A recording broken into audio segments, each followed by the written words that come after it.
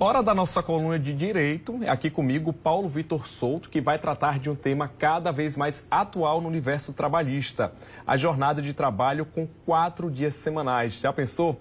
Já reforço que se você tem dúvidas sobre o tema, pode enviar para o nosso WhatsApp, que é o 99332-1212, que aparece aí na sua tela. Então, boa noite, Paulo.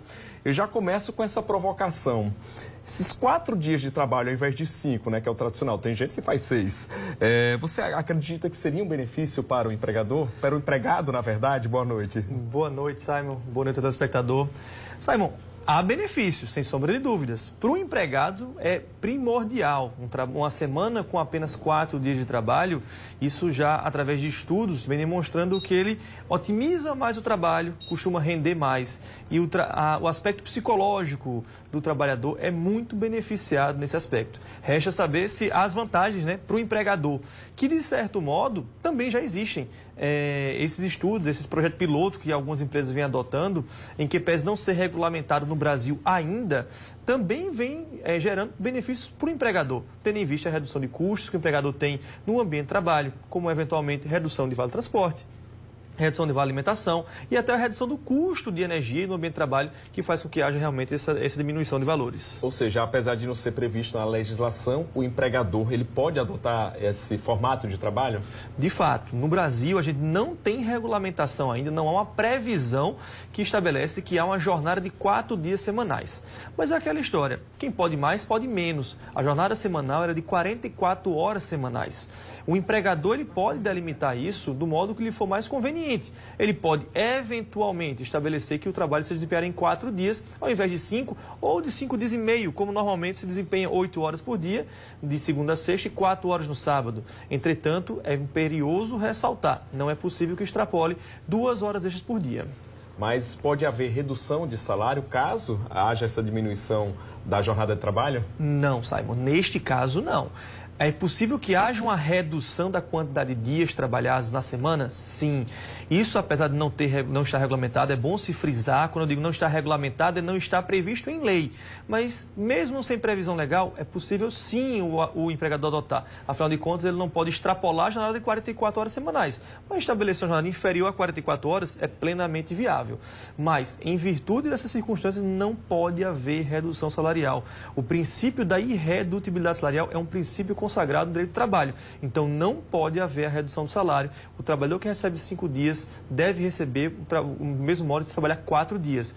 Eventualmente, as empresas podem contratar os empregados como horistas e, neste caso, receber proporcional à jornada de trabalho. Mas não é o caso havendo essa redução que a gente está mencionando aqui na situação. Bom, a gente já tem aqui perguntas de telespectadores. O Paulo, do José Américo, ele quer saber se nesse formato de 4 horas semanais demora mais a tirar férias. Interfere nisso? Uma excelente pergunta do Paulo. Neste caso que ele menciona, se a gente reduzir, se a empresa adotar a redução de dias trabalhados para apenas 4 na semana ao invés de 5, como é a regra, mesmo assim tem que se pagar o valor do salário integralmente, deve-se pagar todos os direitos como 13º integral e também férias integrais. Não há que se falar em redução de quantidade de férias ou um tempo maior para aquisição de férias. O período aquisitivo de férias é de 12 meses e o período de gozo de férias são 12 meses posteriores ao período de aquisição. Bom, só corrigindo, quem fez essa pergunta foi o Saulo, mas tem uma outra aqui bem interessante, ó. E com essa jornada, dá para ter intervalos ou é pedir demais? Da Janaína do Bessa. Não há nenhum problema em ter intervalo, pelo contrário, ele é recomendável que se tenha. Afinal de contas, o intervalo entre a jornada, Simon, é um direito também assegurado ao trabalhador e uma situação não exclui a outra. Qualquer jornada que exceda 6 horas diárias tem que ter 1 hora no mínimo de intervalo. E, eventualmente, o empregador ele tem que fazer um planejamento, uma escala para atender a demanda que vem a ter e que não haja um prejuízo no atendimento ao público. Bom, a Aline, na verdade, da cidade universitária, pergunta, e em relação aos descontos salariais, como fica? Acho que ela quer saber justamente se, né, pela redução, se haveria a possibilidade de redução salarial, né? A redução salarial não é possível ocorrer. Do mesmo modo, os descontos salariais, talvez a Aline mencione, Simon, a questão do vale transporte, que tem a previsão legal de desconto na legislação trabalhista. Isso é possível que continue existindo? Sim, é possível que continue existindo. 6% do valor do salário do empregado. O que exceder os 6%, o empregador tem que arcar com esse custo e, eventualmente, remunerar o empregado para tanto.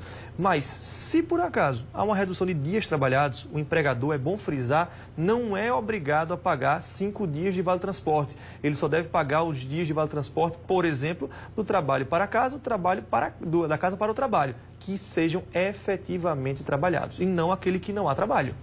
Bom, e no caso, né, a gente já sabe que a legislação não prevê essa situação que está começando a virar moda. Inclusive, a gente sabe que tem empresas de tecnologia aqui na Paraíba que adotam, mas existe alguma vantagem para o empregador? Ou seja, seria questão de produtividade mesmo, porque na legislação não prevê nada, não é? Isso. A vantagem que alguns estudos, alguns projetos pilotos que vêm implantando esse tipo de redução de dias da semana são basicamente alguns de custo.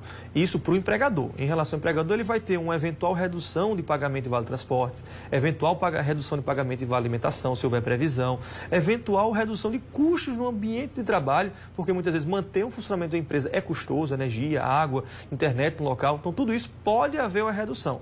Algumas empresas que já adotam esse sistema relatam a vantagem de que a produtividade aumentou, ou seja, isso estimula um empregado a trabalhar melhor, trabalhar de forma mais adequada, de forma mais produtiva e ainda assim em menos dias. Bom, para aquele empregador, né, que está assistindo, está interessado em adotar esse modelo, ele tem que tomar algum cuidado? Você daria alguma dica, né, para ele não violar a legislação? Sim, Simon. É fundamental que ele procure uma assessoria especializada, tanto contábil como jurídica, para ele não extrapolar, por exemplo, a jornada de trabalho, eventualmente que ele queira compensar, porque ele não pode, de fato, exceder 2 horas extras por dia, por exemplo. Além disso, é bom que se faça um planejamento muito cauteloso em relação ao modo de funcionamento dos empregados. Afinal de contas, não é todo e qualquer trabalho, todo ambiente laboral que admite, que possibilita esse tipo de redução de dias na semana. Por exemplo, atendimento ao público. Isso faz com que haja um planejamento, uma escala maior de empregados e, eventualmente, talvez a contratação de mais pessoas. E isso pode gerar um custo mais elevado. Por isso que o planejamento é fundamental. Bom, então tá aí. Eu acho que muita gente com certeza está interessada. Como a gente falou, é um modelo que está sendo adotado mais fora do país. Aqui está começando a chegar.